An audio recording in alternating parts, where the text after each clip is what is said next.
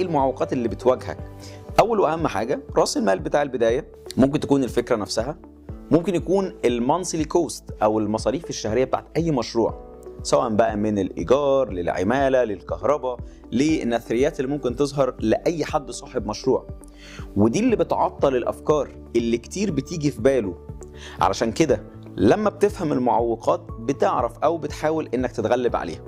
لكن من وجهة نظري البسيطة، أهم حاجة تعوق أي بني آدم إنه يقدر يعمل مشروع الخاص هي الخبرة في المجال أو الشغف بتاعه في المجال ده، زائد الاكسبيرينس وعدد سنين الشغل في الايرا اللي ممكن يفكر يعمل فيها المشروع.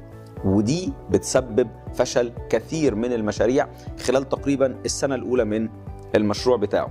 عشان كده كل اللي انت محتاج تفهمه إن المعوقات كتير، ولكن انت عندك فرصة لو درست المشروع بتاعك، لو فهمت، لو خططت، هتقدر تعمل مشروع ناجح قوي جدا.